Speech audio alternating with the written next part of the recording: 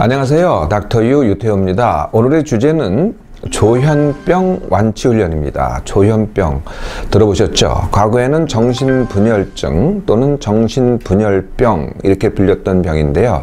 이제 이름을 바꿨습니다. 그 말이 조금 이렇게 어감이 좀 그래서요. 조현병 이것도 좀 어렵죠? 근데 사실 말뜻은 굉장히 좋습니다. 조현이라는 게 주를 조율한다 이런 뜻이거든요. 그 현이 현악기 할 때 그 현자입니다.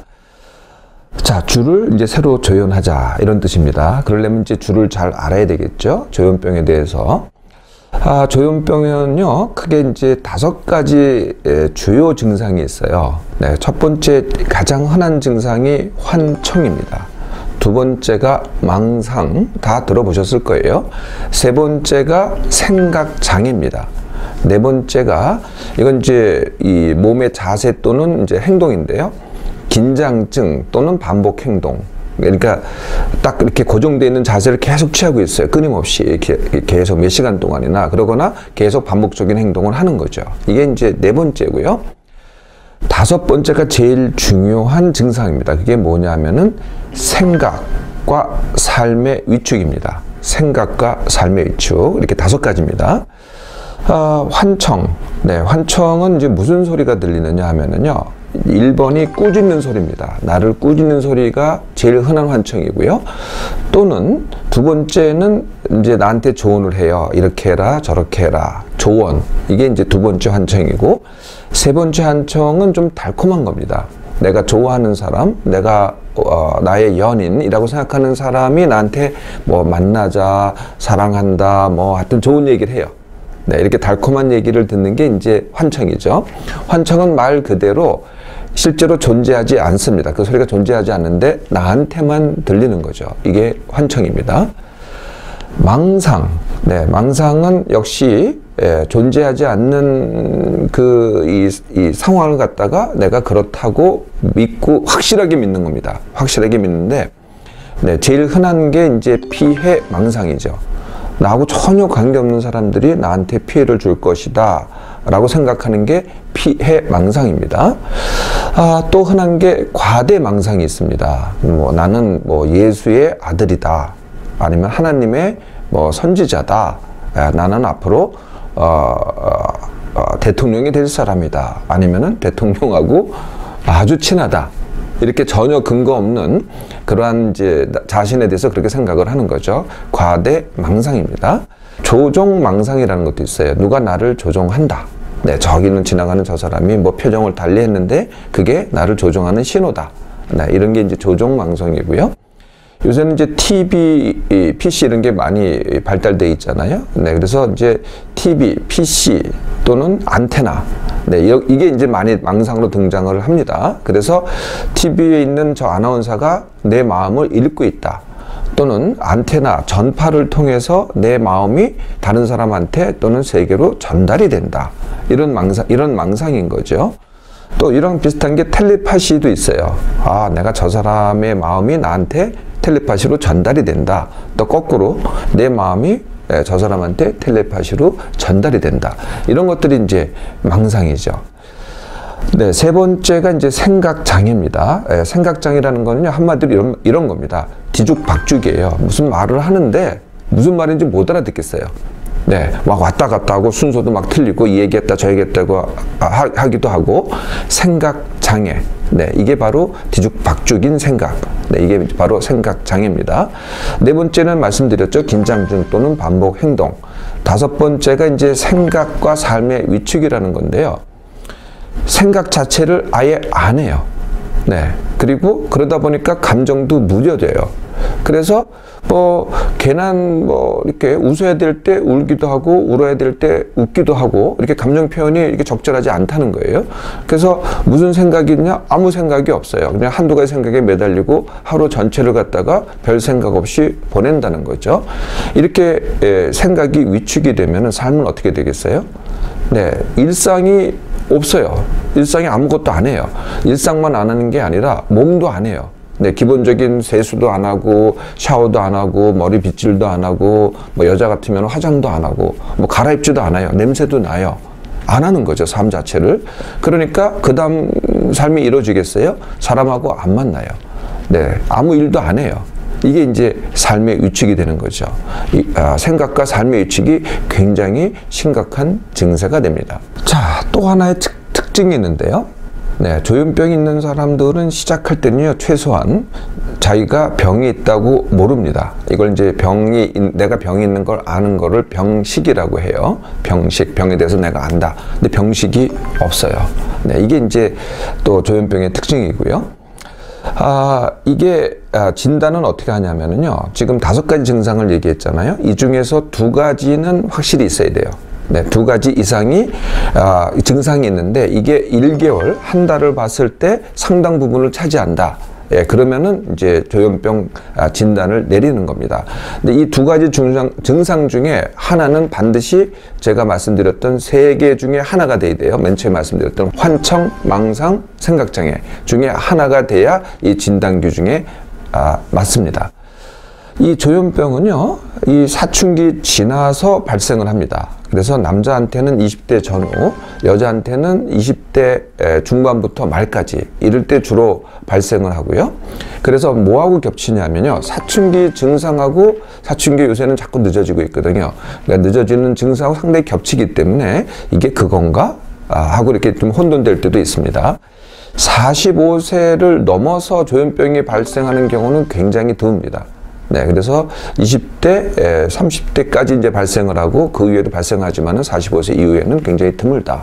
이제 조현병에 대해서 잘 아셨죠? 또 한 가지를 아셔야 되는데 그게 뭐냐면은 생각장애, 일탈, 네, 이라는 겁니다. 그러니까 증세가 상당히 비슷해요. 상당히 비슷한데 경미합니다.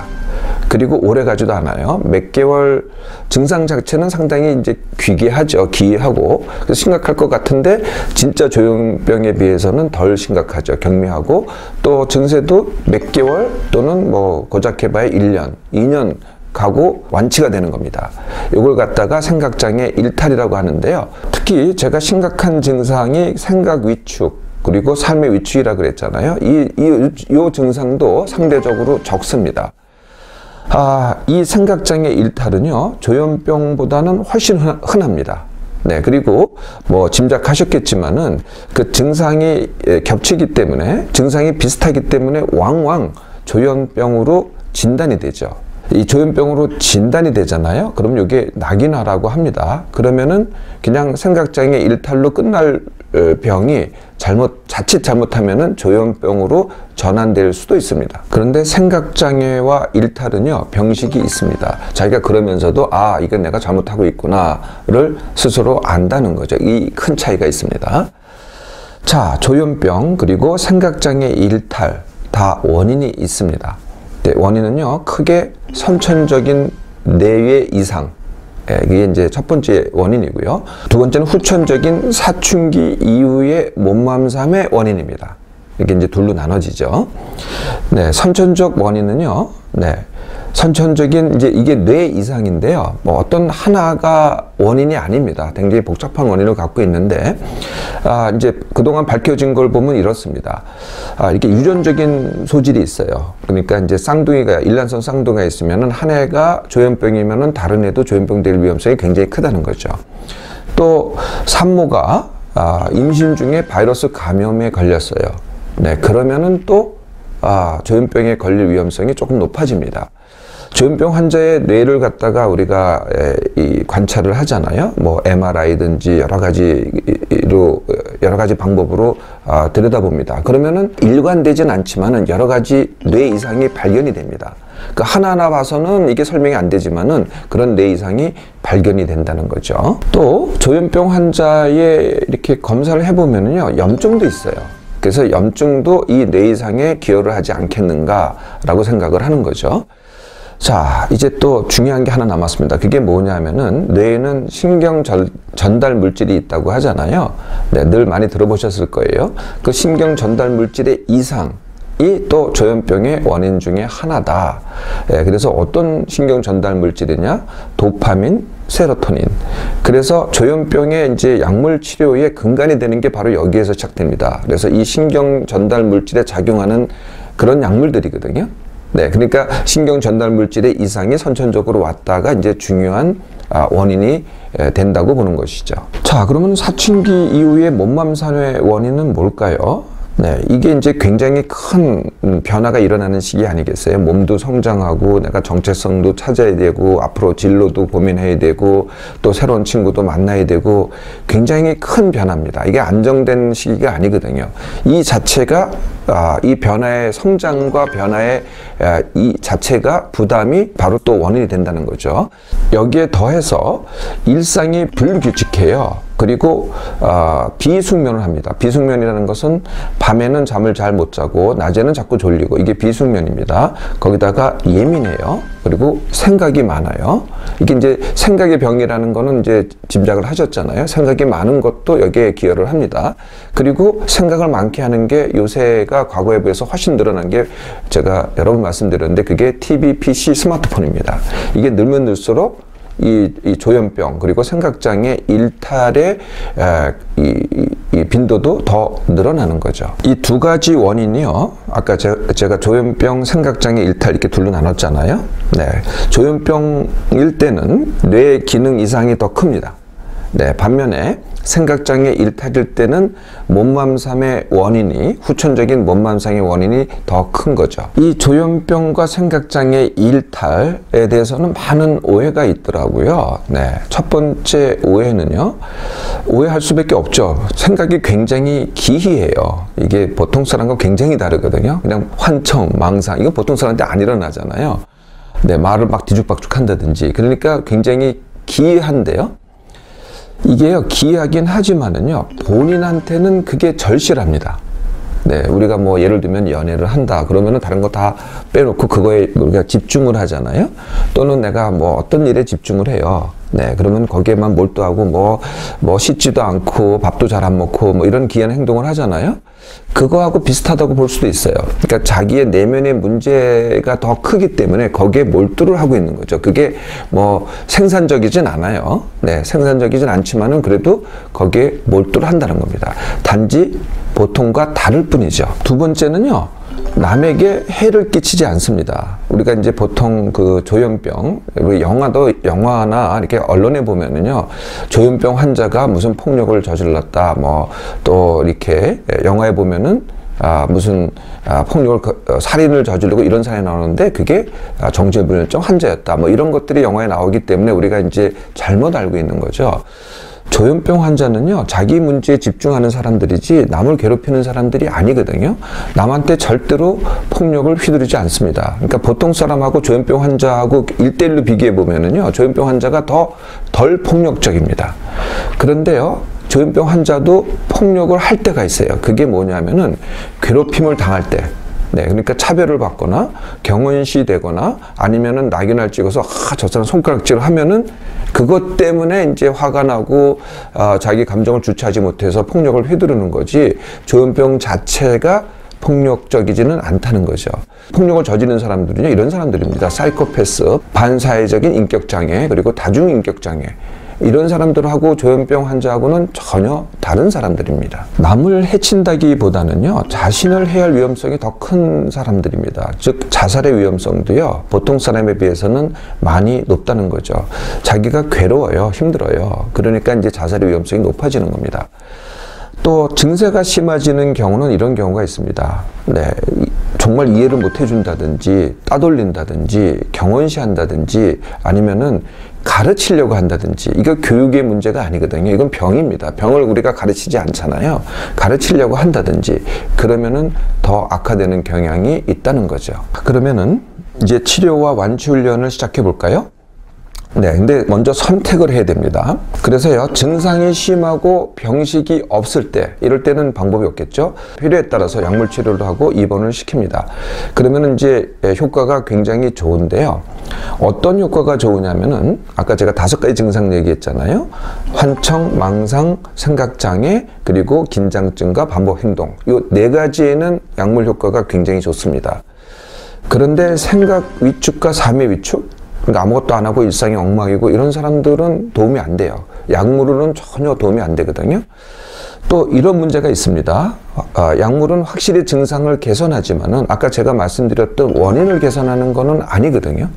네. 그러다 보니까 자꾸 병원에 있게 되고, 병원에 있게 되니까 삶이 더 위축되고, 자칫 잘못하면은 낙인화까지 겹쳐서 오히려 병을 지속시킬 수 있는 가능성도 있다는 거죠. 그래서 이런 경우가 있습니다. 아까 제가 생각장애 일탈이 많다 그랬잖아요. 이걸 조현병으로 진단하고 약물 치료를 바로 하면은요, 그러면은 정말 그냥 생각장애 일탈이 조현병이 되는 경우도 있습니다. 자, 그러면은 증상이 경미하거나 병식이 있을 때는 어떻게 해요? 네, 완치훈련이 처음 치료입니다. 이게 훨씬 더 좋은 방법이죠. 이걸 해도 안 되면은, 그리고 증상이 심해지면은 그때 약물 치료를 해도 늦지가 않다는 거죠. 또 약물 치료를 해서 증상이 좋아졌어요. 이젠 병에 대해서도 알아요. 스스로 하려고 그래요. 그러면은 당연히 완치훈련으로 시작을 해야 되겠죠. 완치훈련을 시작해 볼까요? 네, 모든 완치훈련이 그렇듯이 내 문제 받아들이기, 그리고 내가 완치 원학입니다. 이게 이제 돌봐야 되고 도움을 받겠다 그러고 이렇게 하면은 이제 훈련이 안 되는 거죠. 그건 그냥 치료입니다. 남한테 치료를, 의사들한테 또는 약물로서 치료를 받게 되는 거죠. 내가 생각장애 일탈 또는 조현병이 있다. 이렇게 하면은 벌써 병식이 있는 거죠. 네, 그러면 이제 시작할 수가 있습니다. 내가 병이 있다. 해서 시작을 하는 겁니다. 그러니까 내가 지금 다 잘 못한다. 내가 증상이 있다. 라고 시작하는 겁니다. 두 번째, 내가 완치 원학이니까 그럼에도 불구하고 내가 해서 내가 원하는 것을 하겠다. 근데 보통은 이제 병을 고치고 원하는 걸 하겠다. 이렇게 하면 병이 잘 안 고쳐집니다. 병이 있음에도 불구하고 나는 내가 원하는 걸 하겠다. 내 일상을 하겠다. 내 몸마음을 만들겠다. 그리고 내가 원하는 일을 하겠다. 내가 원하는 관계를 하겠다. 이걸 함께 해야 됩니다. 네, 이걸 먼저 하고 병 고치기를 먼저 하고 내가 원하는 걸 나중에 하겠다 하지 말고요. 동시에 함께 하겠다. 이게 이제 완치 원하기가 됩니다. 그러면은 이제 훈련이 시작되는 거고요. 네, 훈련이 시작되면은 가장 기본 훈련부터 해야 되겠죠. 네, 그게 내 몸맘 회복 훈련, 두 번째가 숙면 훈련, 세 번째가 둔감 훈련, 네 번째가 생각 중지 훈련, 다섯 번째가 원인이 되는 TV, PC, 스마트폰 줄이기. 네, 이거는 뭐 귀가 따갑게 들으셨기 때문에 제가 따로 설명 안 드려도 잘 아시겠죠. 네, 여기까지 되면은요, 그 다음서부터는 본격적인 완치 훈련에 들어갑니다. 그 훈련이 증상 대응 훈련입니다. 그러니까 환청도 있을 수도 있고요, 망상도 있을 수 있어요. 근데 내가 그게 내 증상이라는 걸 내가 안다는 거죠. 그러면은요, 증상은 증상에 불과하다는 거죠. 그래서 증상을 싫어하거나 두려워하지 말라는 거예요. 증상에 몰두해 있거나 또는 크게 영향을 받지 않는 훈련, 이게 바로 이제 증상 대응력 훈련이죠. 더 나아가서는요, 내가 증상이 있어요. 그럼에도 불구하고 나는 원하는 걸 하는 거죠. 네, 그건 그대로 두고 이걸 해결해서는 내가 원하는 거를 하겠다 그러면 이게 해결이 안 돼요. 점점 더 빠져들게 되는 거거든요. 그래서 이런 마음가짐도 괜찮습니다. 뭐 증상이 있어라, 난 데리고 살겠다. 이래도 괜찮다는 거예요. 이게 바로 증상 대응력 훈련입니다. 이게 되잖아요. 네, 그러면 이제 그 다음이 내가 원하는 것 쉽게 하기 훈련이 되는 거죠. 네, 그러니까 그동안은 자꾸 내 증상, 병 이걸로 내가 원하는 것 갖다가 보류하고 피하려고 했다면 이제는 증상에도 불구하고 맞서는 거죠. 내가 하겠다는 겁니다. 그런데 안 해봤기 때문에, 잘 안 했기 때문에 잘할 수가 없어요. 그러니까 처음엔 잘 못하는데 그래도 하겠다. 그리고 할 때마다 질문을 하시면 됩니다. 네, 내가 이 일을, 내가 원하는 것을 어떻게 쉽게 하지? 그러면 이제 쉽게 하기 훈련이 됩니다. 네, 이렇게 시작을 해보세요.